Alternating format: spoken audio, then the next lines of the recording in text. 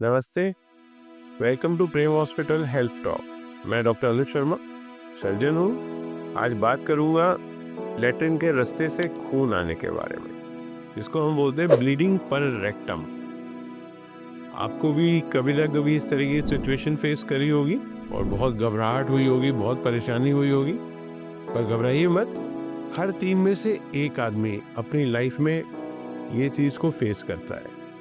And ज़्यादातर cases में इसमें कोई घबराने वाली बात नहीं होती, पर इग्नोर करने वाली चीज़ नहीं है ये। चाहे 10 में से एक केस या 100 में से एक केस में कोई प्रॉब्लमैटिक सिचुएशन हो, तो वो भी अगर टाइमली डायग्नोस हो जाए तो उसका सही ट्रीटमेंट पॉसिबल। आइए बात करते हैं इसके कॉजेज के बारे में। जो सबसे कॉमन कॉज आप सबने पढ़ा होगा, देखा होगा, सुना होगा, दैट इज बवासीर, जिसको हम इंग्लिश में पाइल्स या हेमरॉइड्स भी बोलते हैं।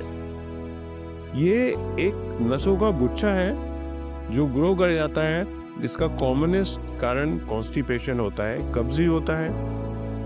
और कब्ज का सबसे कॉमन कारण आप सबको पता है, smoking, alcohol, junk food, spicy food, oily food, पानी कम पीना। तो इस तरह की सिचुएशंस में वहाँ पे प्रेशर इतना होता है कि वहाँ की नसें फूल जाती हैं, जो पाइल्स के रूप में बाहर आती हैं। पाइल्स के कई ग्रेड्स होते हैं, 1, 2, 3, 4 बोलते हैं उसे। ज़्यादातर ग्रेड 1 और 2 में सिर्फ मेडिसिन, कुछ सिकाई, कुछ परहेज और कुछ लगाने की मलहम से ही ट्रीटमेंट पॉसिबल है, संभव है। कोई ऑपरेशन या किसी चीज़ की आवश्यकता नहीं पड़ती। परंतु ग्रेड 3 और ग्रेड 4 में आपको ऑपरेशन की आवश्यकता पड़ती है।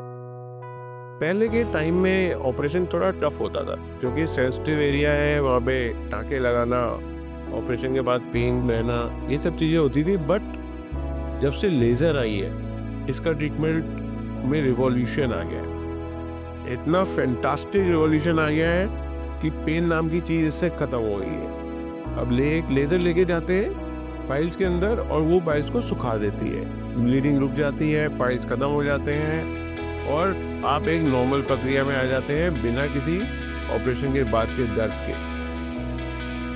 दूसरा इसका जो कॉमन रीज़न होता है लैट्रिन के रास्ते से खून आना।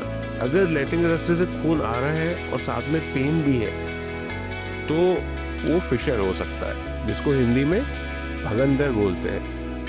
और again the cause is same, chronic constipation. तो इसलिए constipation is the root cause of most of the such problems. और बहुत ही रेयर कंडीशन में it can be a cancer.